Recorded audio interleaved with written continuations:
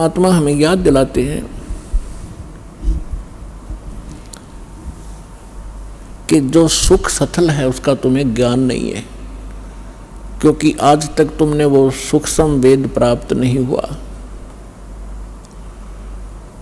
वो सुख स्थान बताने के लिए मैं आया हूं अपने निज लोक तय। परमात्मा कहते हैं, अवगत से चल आया, मेरा कोई भेद मर्म नहीं पाया।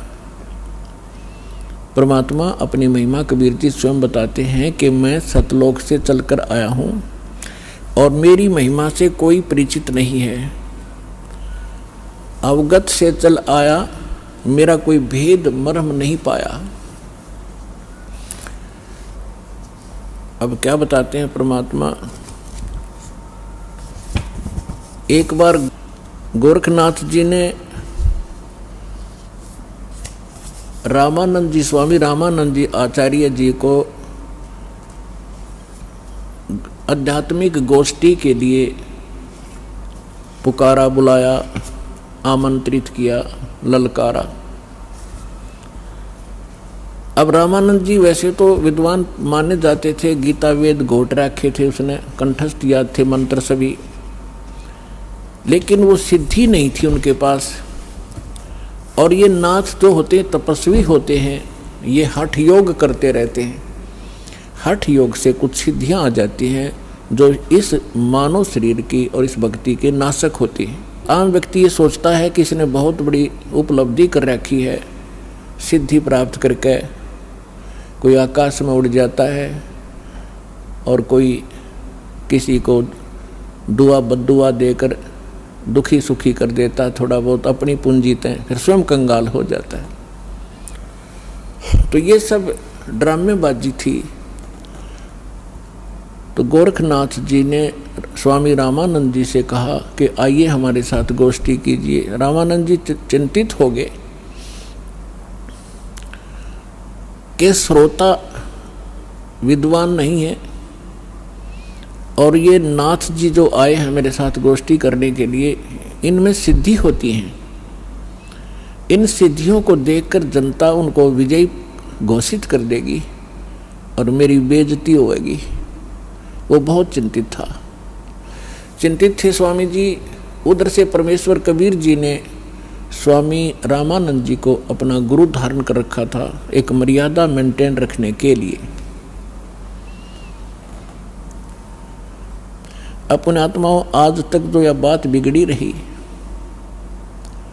दो विद्वान आपस में बैठकर चर्चा किया करते थे जिसको शास्त्रार्थ कहते थे, और शास्त्रार्थ वो संस्कृत में बोला करते थे। सभी श्रोता अशिक्षित होते थे, उनको संस्कृत कह भी नहीं आती थी, और जिसकी बोलने की शैली दुरुस्त होती थी और संस्कृत घनी याद होती थी और वो ज़्यादा संस्कृत बोलता ही रहता था, तो श्रोता उसको ताली पीट कर और विजयी घोषित कर देते थे। उस नकली के थे तो वह दोनों नकली, पर जो घना नकली था वो सिद्ध हो जाता था कि ये महाविद्वान और मैं ऋषि हो गया।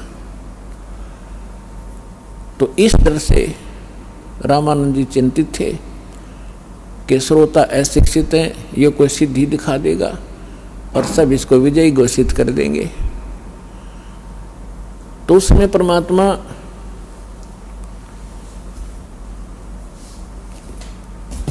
कबीर जी जब अपने गुरुदेव के आश्रम में पहुंचे,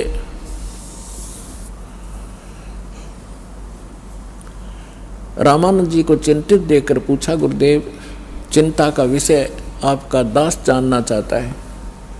पुण्यात्माओं, जब रामानंद जी के साथ परमात्मा का ऐसा व्यवहार था, यानी परमात्मा होते हुए अपने गुरु के सामने एक सुयोग्य शिष्य की भूमिका किया करते थे।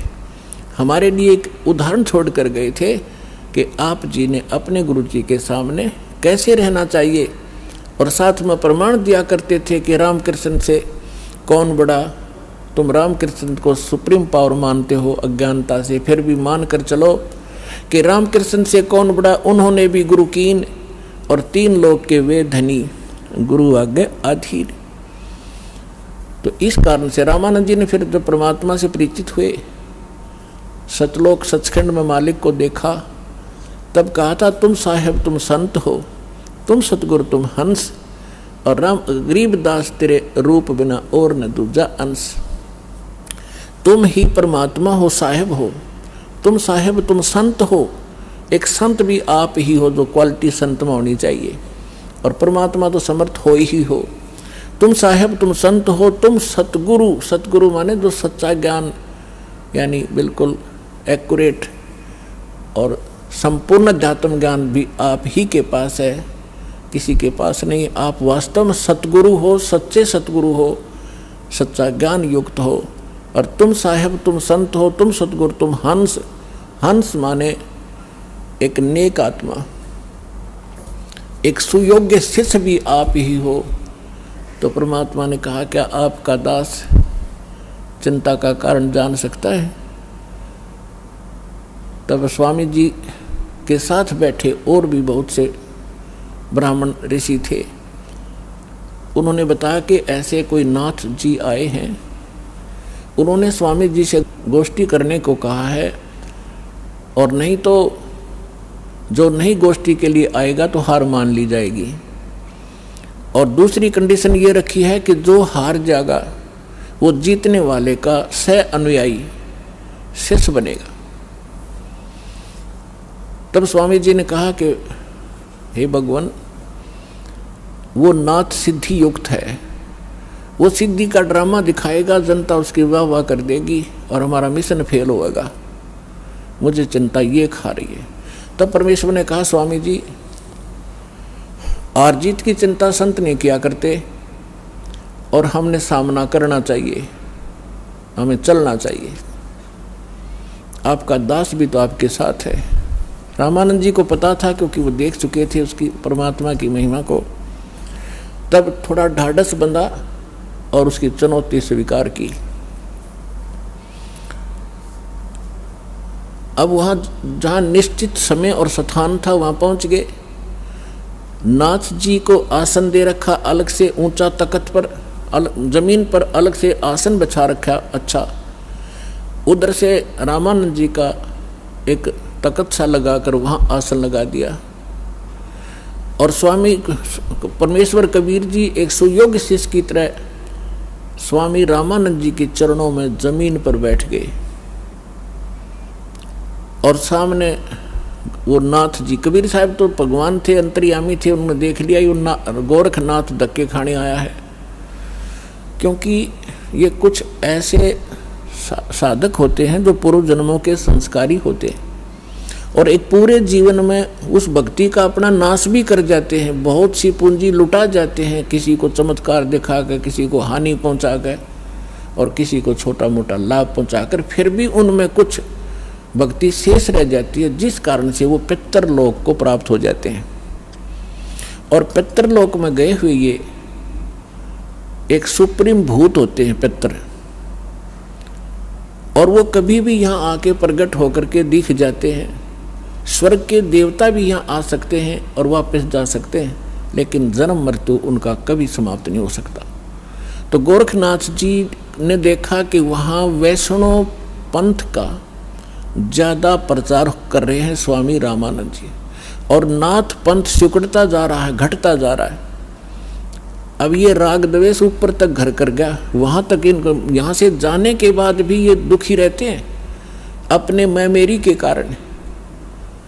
तो जिस कारण से उसने रामानंद जी को पराजित करने के लिए स्वयं आना पड़ा। हालांकि गोरखनाथ जी बहुत पहले अपने मानव शरीर का जो एक कर्म था पूरा करके जा चुके थे। तो परमात्मा ने देख लिया कि तो गोरखनाथ है, अपने वो तो जानी जान थे। तब गोरखनाथ जी ने कहा